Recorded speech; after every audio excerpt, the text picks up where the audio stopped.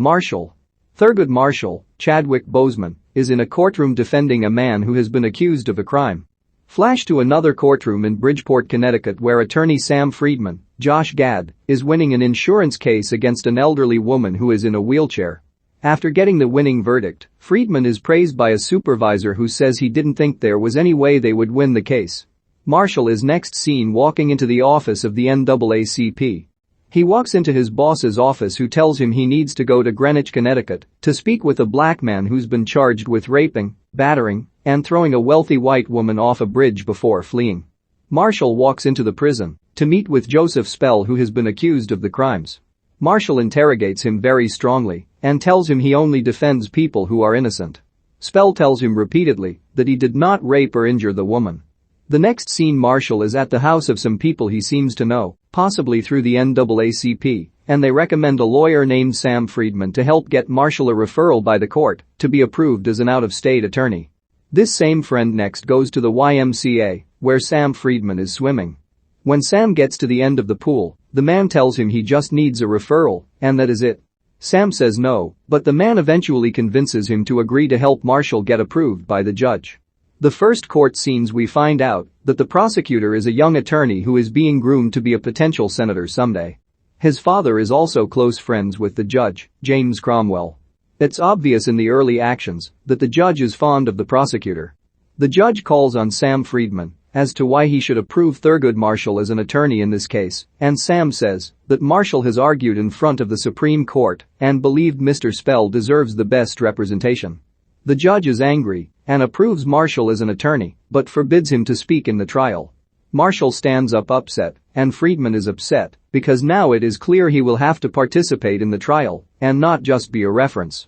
The trial begins with Marshall using note cards to press Friedman to ask questions and do things he wants him to do.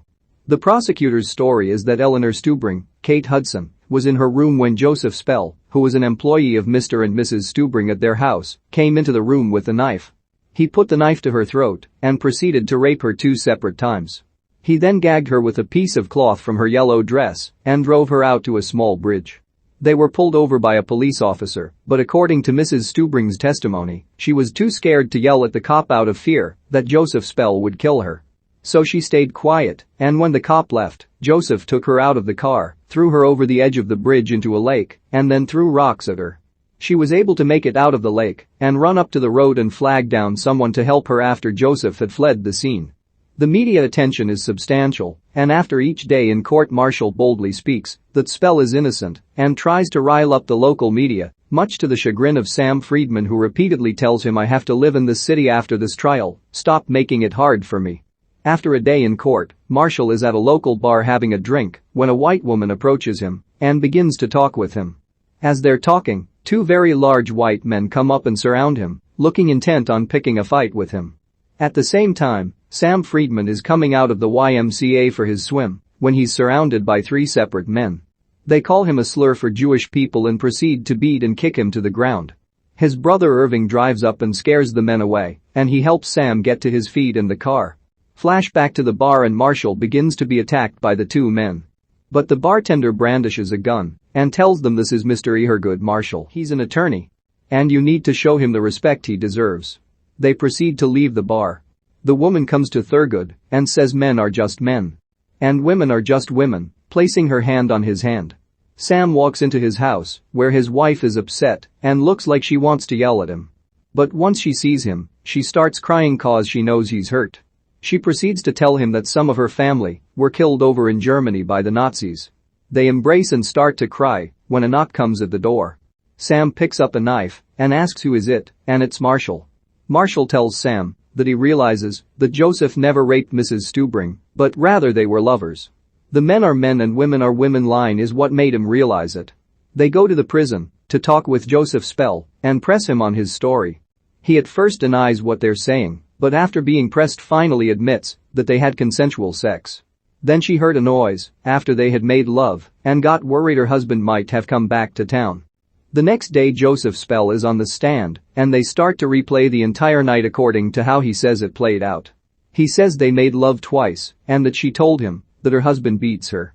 She was drunk and afterward began to worry she might be pregnant or that her husband would find out.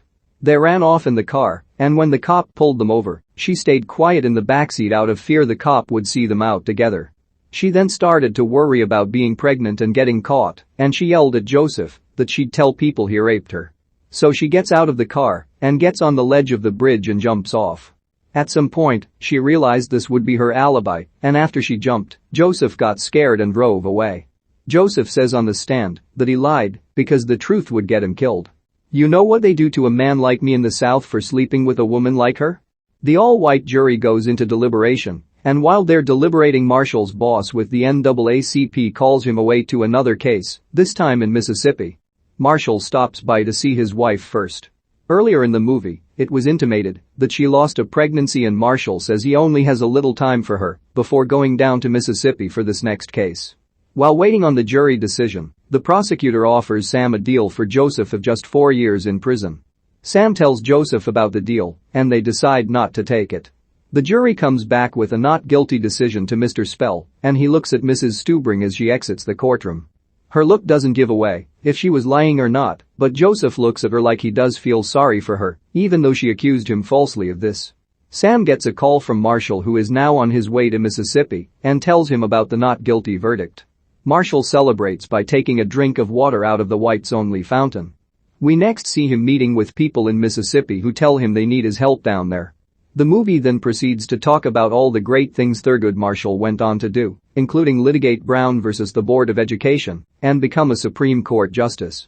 Also, says that Sam Friedman became a fighter for civil rights.